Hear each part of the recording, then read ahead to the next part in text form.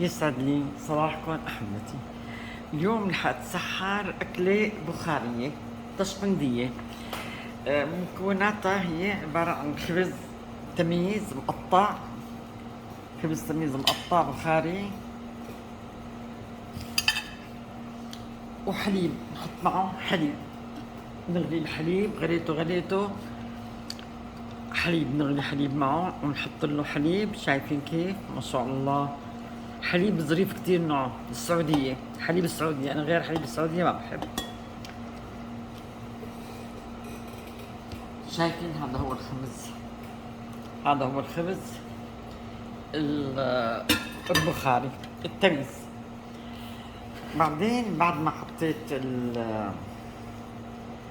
حطيت شايفين كيف الخبز؟ انت حسب السمكة اللي بتريديها فيك تحطيها. بعد ما حطيت الخبز قالت لي رشي عليها ملح، رشيت عليها ملح. انا افتكرتها بسكر، طلعت لا بملح.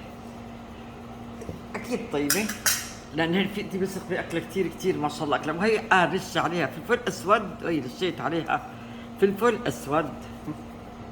شايفين؟ فلفل اسود وملح.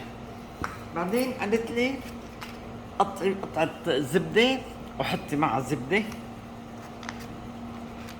يعني هي بدها تسيح الزبده بس ما سيحتها لان الحليب حار. خلص ان شاء الله، لان الحليب حار لحط زبده.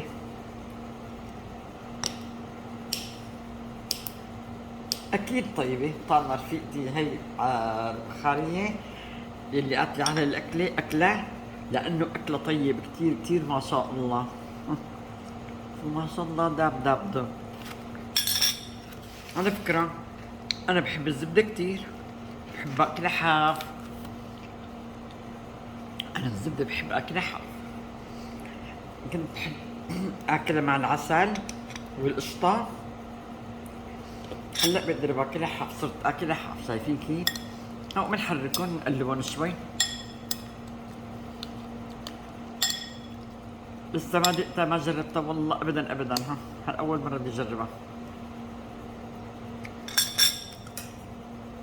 طيبه، لا فعلا طيبه، ما عليها كلام ابدا ابدا.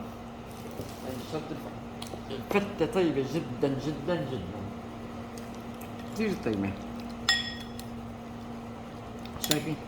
هي سحورنا لليوم، هي سحوري لليوم. شايفين هالاكل الطيبة اللذيذة اللذاذة بشكل. مثل ما قلت لكم انا بحب الزبدة. هلا لحد ذوقها مرة ثانية وأقول لكم شو الأخبار. لذيذة لذاذة بشكل جربوها لا تفوتكم. وإلى اللقاء يا أصدقاء مع أكلتنا البخارية التشقندية. حليب مع التميس والملح والفلفل والزبدة. إلى اللقاء يا أصدقاء.